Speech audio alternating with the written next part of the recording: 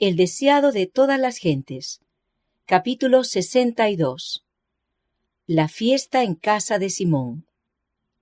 Este capítulo está basado en Mateo 26, versos 6 al 13, Marcos 14, versos 3 al 11, Lucas 7, versos 36 al 50, Juan 11, versos 55 al 57 y Juan 12, versos 1 al 11. Simón de Betania era considerado discípulo de Jesús. Era uno de los pocos fariseos que se habían unido abiertamente a los seguidores de Cristo. Reconocía a Jesús como maestro y esperaba que fuese el Mesías, pero no le había aceptado como Salvador. Su carácter no había sido transformado, sus principios no habían cambiado. Simón había sido sanado de la lepra, y era esto lo que le había atraído a Jesús. Deseaba manifestar su gratitud, y en ocasión de la última visita de Cristo a Betania, ofreció un festín al Salvador y a sus discípulos. Este festín reunió a muchos de los judíos. Había entonces mucha excitación en Jerusalén. Cristo y su misión llamaban la atención más que nunca antes.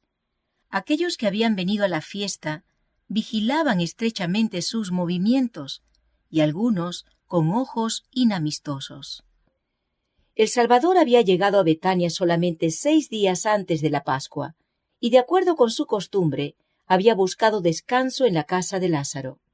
Los muchos viajeros que iban hacia la ciudad difundieron las noticias de que él estaba en camino a Jerusalén y pasaría el sábado en Betania. Había gran entusiasmo entre la gente. Muchos se dirigieron a Betania, algunos llevados por la simpatía para con Jesús y otros por la curiosidad de ver al que había sido resucitado. Muchos esperaban oír de Lázaro una descripción maravillosa de las escenas de ultratumba. Se sorprendían de que no les dijera nada. Nada tenía él de esta naturaleza que decir. La inspiración declara: los muertos nada saben. Su amor y su odio y su envidia feneció ya. Pero Lázaro tenía un admirable testimonio que dar respecto a la obra de Cristo. Había sido resucitado con este propósito. Con certeza y poder declaraba que Jesús era el Hijo de Dios. Los informes llevados de vuelta a Jerusalén por los que visitaron Betania aumentaban la excitación. El pueblo estaba ansioso de ver y oír a Jesús. Por todas partes se indagaba si Lázaro le acompañaría a Jerusalén y si el profeta sería coronado rey en ocasión de la Pascua. Los sacerdotes y gobernantes veían que su influencia sobre el pueblo estaba debilitándose cada vez más, y su odio contra Jesús se volvía más acerbo. Difícilmente podían esperar la oportunidad de quitarlo para siempre de su camino. A medida que transcurría el tiempo, empezaron a temer que al fin no viniera a Jerusalén. Recordaban cuán a menudo había frustrado sus designios criminales y temían que hubiese leído ahora sus propósitos contra él y permaneciera lejos. Mal podían ocultar su ansiedad y preguntaban entre sí: ¿qué os parece? ¿Que no vendrá la fiesta? Convocaron un concilio de sacerdotes y fariseos. Desde la resurrección de Lázaro, las simpatías del pueblo estaban tan plenamente con Cristo que sería peligroso apoderarse de él abiertamente. Así que las autoridades determinaron prenderle secretamente y llevarle al tribunal tan calladamente como fuera posible.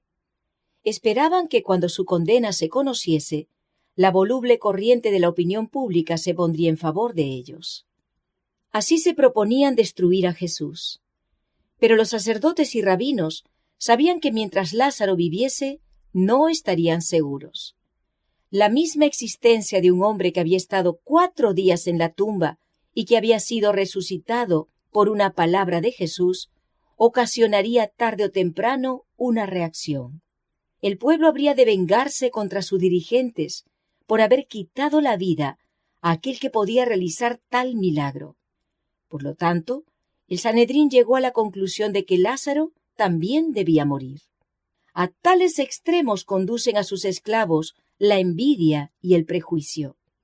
El odio y la incredulidad de los dirigentes judíos habían crecido hasta disponerlos a quitar la vida a quien el poder infinito había rescatado del sepulcro. Mientras se tramaba esto en Jerusalén, Jesús y sus amigos estaban invitados al festín de Simón. A un lado del Salvador estaba sentado a la mesa Simón, a quien él había curado de una enfermedad repugnante, y al otro lado Lázaro, a quien había resucitado. Marta servía, pero María escuchaba fervientemente cada palabra que salía de los labios de Jesús. En su misericordia, Jesús había perdonado sus pecados, había llamado de la tumba a su amado hermano, y el corazón de María estaba lleno de gratitud. Ella había oído hablar a Jesús de su próxima muerte, y en su profundo amor y tristeza había anhelado honrarle. A costa de gran sacrificio personal, había adquirido un vaso de alabastro, de nardo líquido de mucho precio, para ungir su cuerpo. Pero muchos declaraban ahora que él estaba a punto de ser coronado rey. Su pena se convirtió en gozo, y ansiaba ser la primera en honrar a su Señor. Quebrando el vaso de ungüento, derramó su contenido sobre la cabeza y los pies de Jesús, y llorando postrada, le humedecía los pies con sus lágrimas, y se los secaba con su larga y flotante cabellera. Había procurado evitar ser observada y sus movimientos podrían haber quedado inadvertidos. Pero el ungüento llenó la pieza con su fragancia y delató su acto a todos los presentes. Judas consideró este acto con gran disgusto. En vez de esperar para oír lo que Jesús dijera sobre el asunto, comenzó a susurrar a sus compañeros más próximos críticas contra Cristo, porque toleraba tal desperdicio. Astutamente hizo sugestiones tendientes a provocar descontento. Judas era el tesorero de los discípulos, y de su pequeño depósito había extraído secretamente para su propio uso, reduciendo así sus recursos a una escasa pitanza. Estaba ansioso de poner en su bolsa todo lo que pudiera obtener. A menudo había que sacar dinero de la bolsa para aliviar a los pobres, y cuando se compraba alguna cosa que Judas no consideraba esencial, él solía decir: ¿por qué se hace este despilfarro?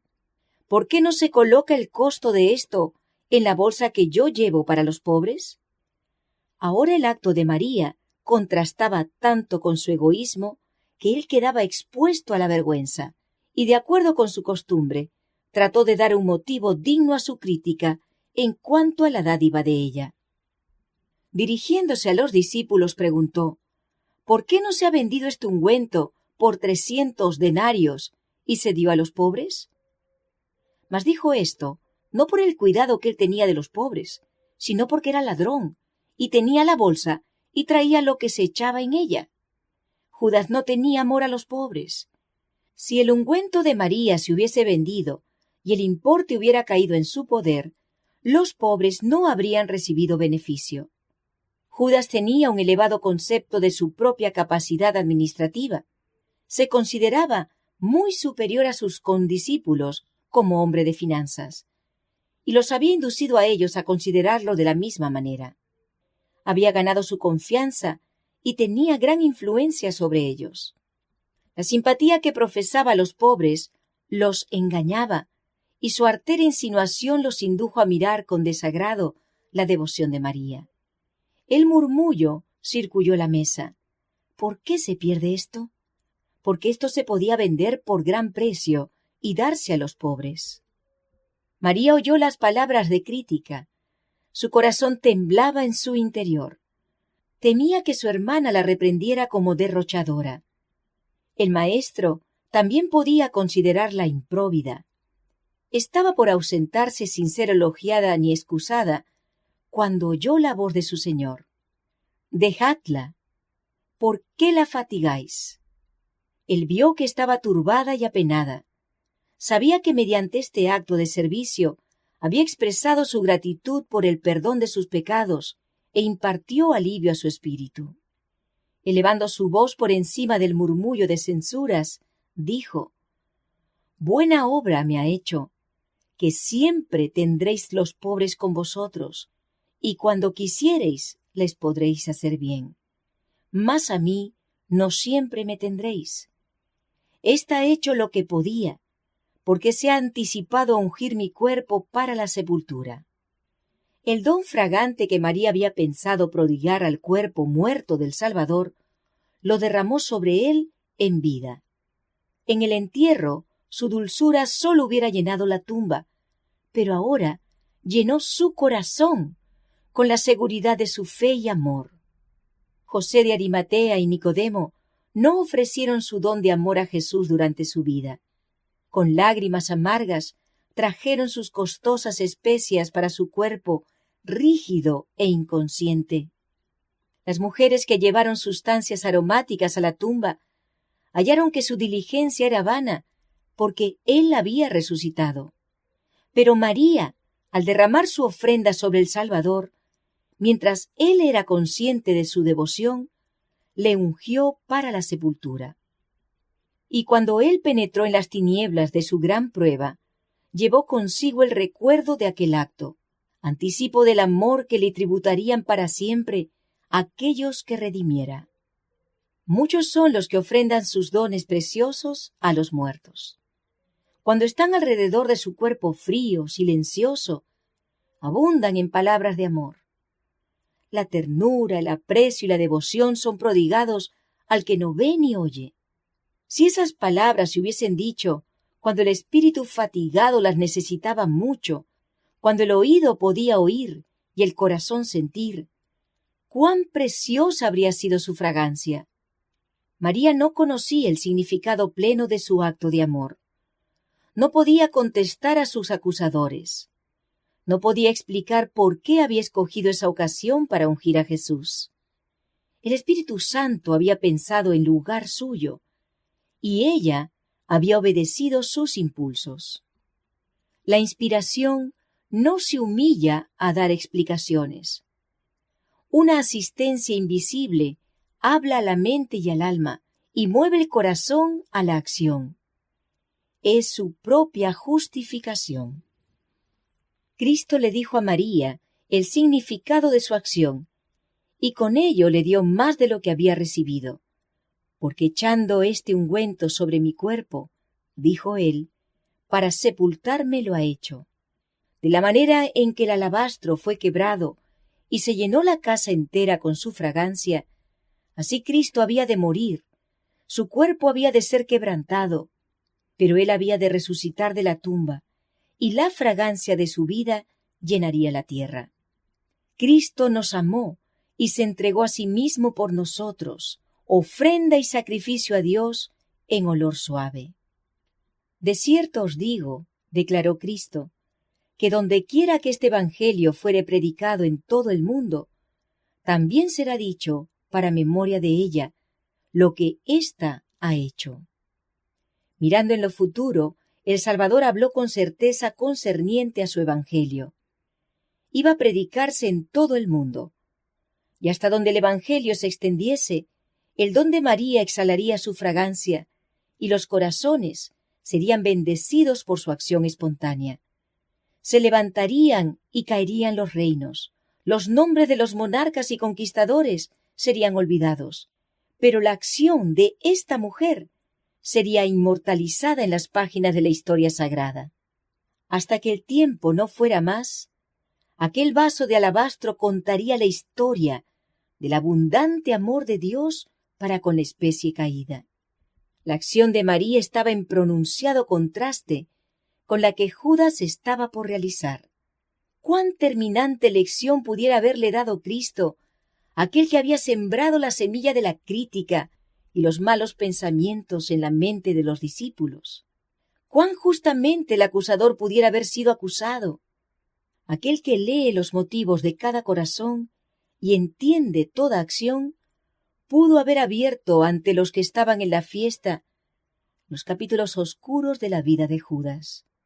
Podría haber desenmascarado la falsa pretensión sobre la cual el traidor basaba sus palabras, porque en vez de tener simpatía para con los pobres, él les robaba el dinero destinado a aliviarlos. ¿Podría Cristo haber excitado la indignación contra él porque oprimía a la viuda, al huérfano y al asalariado? Pero si Cristo hubiese desenmascarado a Judas esto se hubiera considerado como un motivo de la traición. Y aunque acusado de ser ladrón, Judas hubiera ganado simpatía hasta entre los discípulos.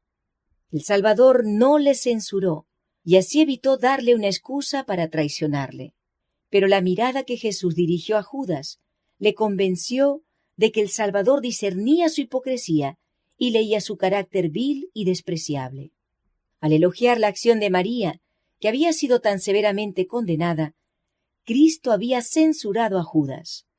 Antes de eso, nunca le había hecho el Salvador un reproche directo. Ahora la reprensión había provocado resentimiento en su corazón y resolvió vengarse. De la cena, fue directamente al palacio del sumo sacerdote, donde estaba reunido el concilio, y ofreció entregar a Jesús en sus manos. Los sacerdotes se alegraron mucho. A estos dirigentes de Israel se les había dado el privilegio de recibir a Cristo como su Salvador, sin dinero y sin precio, pero rechazaron el precioso don que les fue ofrecido con el más tierno espíritu de amor constrictivo. Rehusaron aceptar la salvación, que es de más alto valor que el oro, y compraron a su Salvador por 30 piezas de plata. Judas se había entregado a la avaricia hasta que ésta había subyugado todo buen rasgo de su carácter. Envidiaba la ofrenda hecha a Jesús. Su corazón estaba lleno de celos, porque el Salvador había sido objeto de un don digno de los monarcas de la tierra, por una cantidad muy inferior a la que costaba el vaso de ungüento, entregó a su Señor. Los discípulos no se parecían a Judas. Ellos amaban al Salvador, pero no apreciaban debidamente su exaltado carácter. Si hubiesen comprendido lo que él había hecho por ellos, hubieran sentido que nada que se le ofrendara era malgastado. Los sabios del Oriente, que conocían tan poco de Jesús, habían manifestado mejor aprecio del honor debido a él. Trajeron sus preciosos dones al Salvador y se inclinaron en homenaje delante de él, cuando no era sino un niño y yacía en un pesebre. Cristo apreciaba los actos de cortesía que brotaban del corazón. Cuando alguien le hacía un favor, lo bendecía con cortesía celestial. No rechazaba la flor más sencilla, arrancada por la mano de un niño, que se la ofrecía con amor. Aceptaba las ofrendas de los niños, bendecía a los donantes e inscribía sus nombres en el libro de la vida.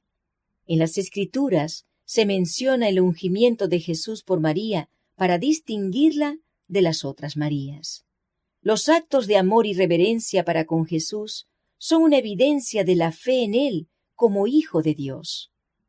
Y el Espíritu Santo menciona como evidencia de la lealtad de una mujer a Cristo: si ha lavado los pies de los santos, si ha socorrido a los afligidos, si ha seguido toda buena obra.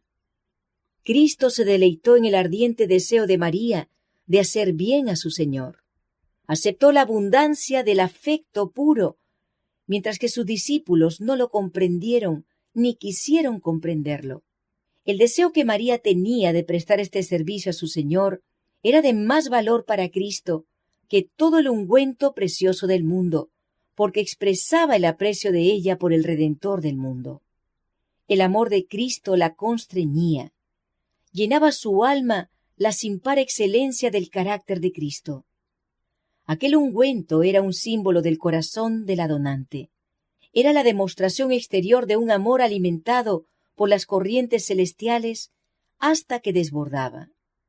El acto de María era precisamente la lección que necesitaban los discípulos para mostrarles que la expresión de su amor a Cristo le alegraría. Él había sido todo para ellos, y no comprendían que pronto serían privados de su presencia, que pronto no podrían ofrecerle prueba alguna de gratitud por su grande amor. La soledad de Cristo, separado de las cortes celestiales, viviendo la vida de los seres humanos, nunca fue comprendida ni apreciada por sus discípulos como debiera haberlo sido. Él se apenaba a menudo porque sus discípulos nunca le daban lo que hubiera debido recibir de ellos. Sabía que si hubiesen estado bajo la influencia de los ángeles celestiales que le acompañaban, ellos también hubieran pensado que ninguna ofrenda era de suficiente valor para manifestar el afecto espiritual del corazón. Su comprensión posterior les dio una verdadera idea de las muchas cosas que hubieran podido hacer para expresar a Jesús el amor y la gratitud de sus corazones mientras estaban junto a Él. Cuando ya no estaba con ellos y se sintieron en verdad como ovejas sin pastor, empezaron a ver cómo hubieran podido hacerle atenciones que hubieran infundido alegría a su corazón. Ya no cargaron de reproches a María, sino a sí mismos. Oh, si hubiesen podido recoger sus censuras, su presentación del pobre como más digno del don que Cristo. Sintieron el reproche agudamente cuando quitaron de la cruz el cuerpo magullado de su Señor. La misma necesidad es evidente en nuestro mundo hoy. Son pocos los que aprecian todo lo que Cristo es para ellos. Si lo hicieran, expresarían el gran amor de María, ofrendarían libremente el ungüento y no lo considerarían un derroche. Nada tendrían por demasiado costoso para darlo a Cristo.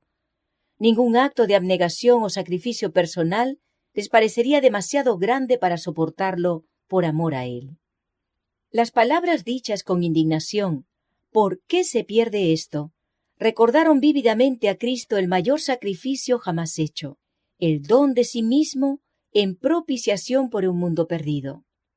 El Señor quería ser tan generoso con su familia humana que no pudiera decirse que Él habría podido hacer más. En el don de Jesús, Dios dio el cielo entero. Desde el punto de vista humano, tal sacrificio era un derroche desenfrenado. Para el raciocinio humano, todo el plan de la salvación es un derroche de mercedes y recursos. Podemos ver abnegación y sacrificio sincero en todas partes. Bien pueden las huestes celestiales mirar con asombro a la familia humana que rehúsa ser elevada y enriquecida con el infinito amor expresado en Cristo. Bien pueden ellas exclamar, ¿por qué se hace este gran derroche? Pero la propiciación para un mundo perdido había de ser plena, abundante y completa. La ofrenda de Cristo era sumamente abundante para enriquecer a toda alma que Dios había creado. No debía restringirse de modo que no excediera el número de los que aceptarían el gran don. No todos los hombres se salvan. Sin embargo, el plan de redención no es un desperdicio, porque no logra todo lo que está provisto por su liberalidad. Debía haber suficiente y sobrar. Simón, el huésped, había sentido la influencia de la crítica de Judas respecto al don de María, y se había sorprendido por la conducta de Jesús. Su orgullo de fariseo se había ofendido.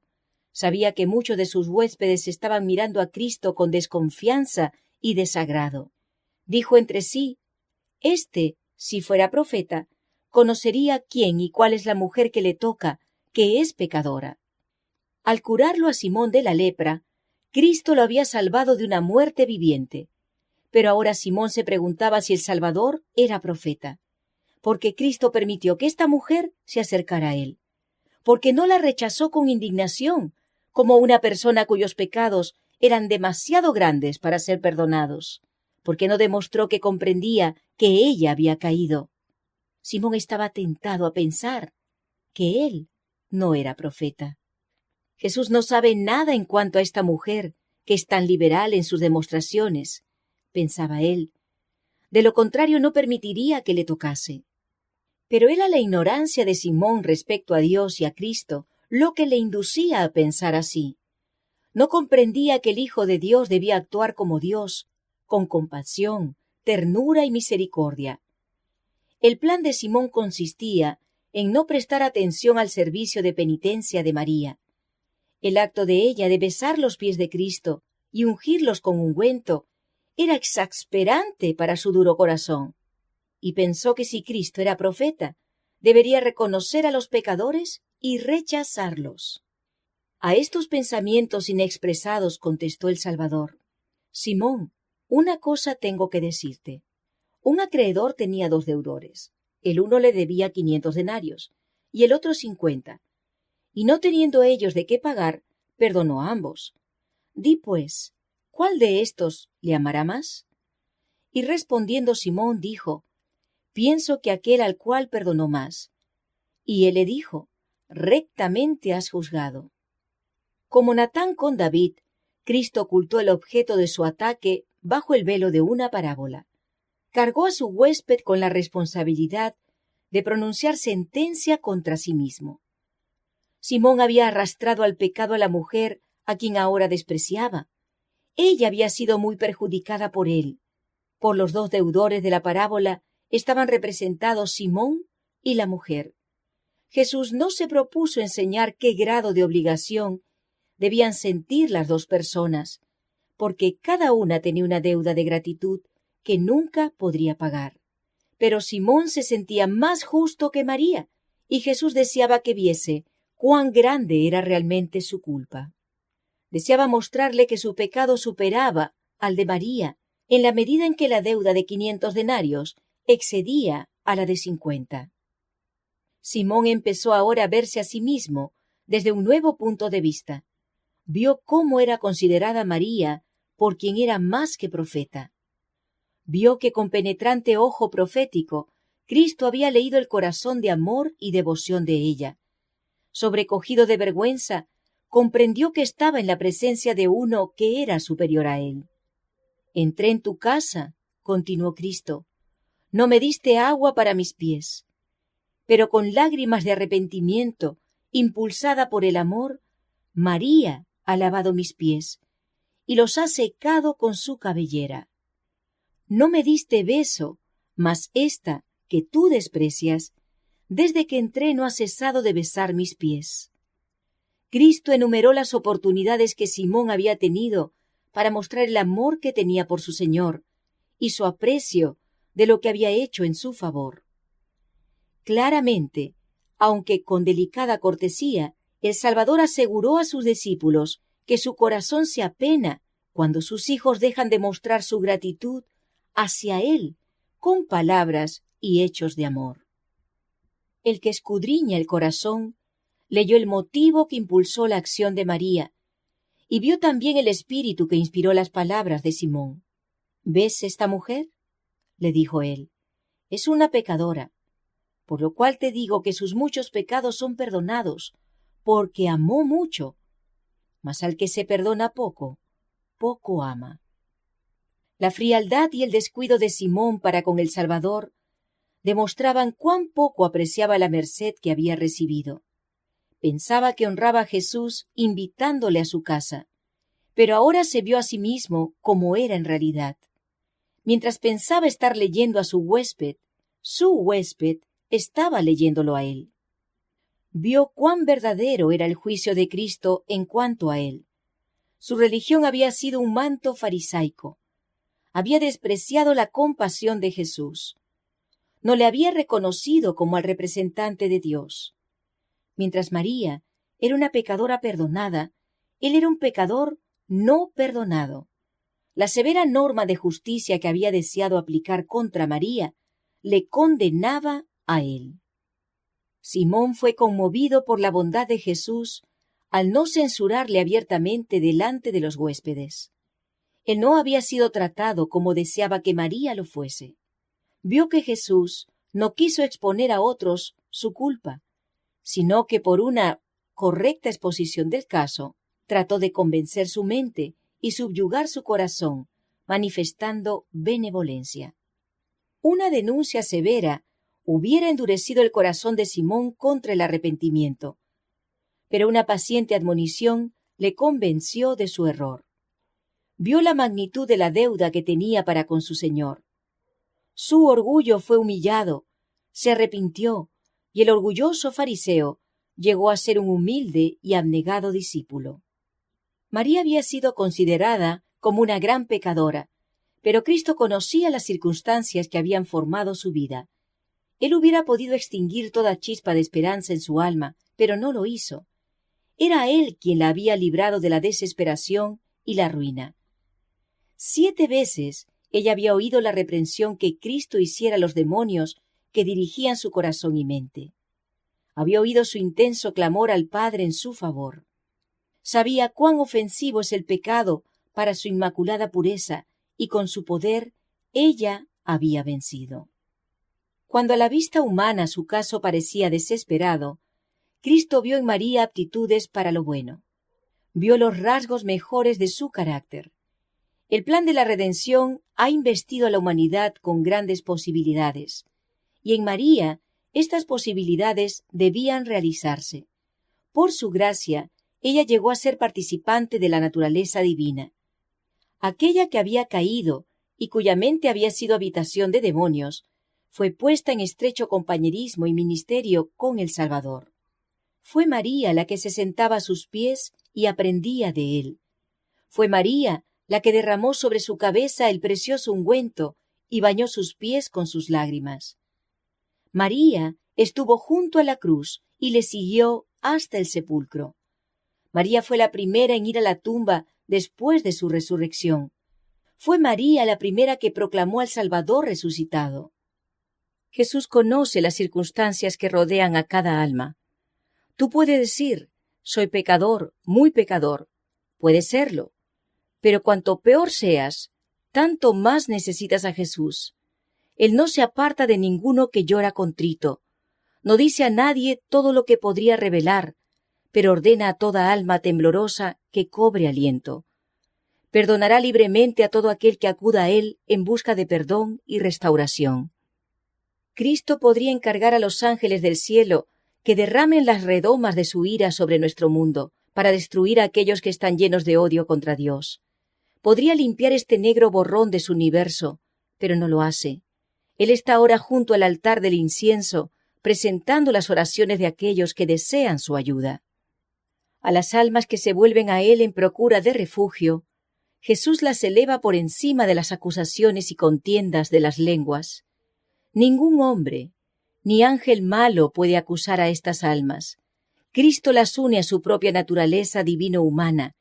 Ellas están de pie junto al gran expiador del pecado, en la luz que procede del trono de Dios. ¿Quién acusará a los escogidos de Dios? Dios es el que justifica. ¿Quién es el que condenará? Cristo es el que murió. Más aún, el que también resucitó, quien además está a la diestra de Dios, el que también intercede por nosotros.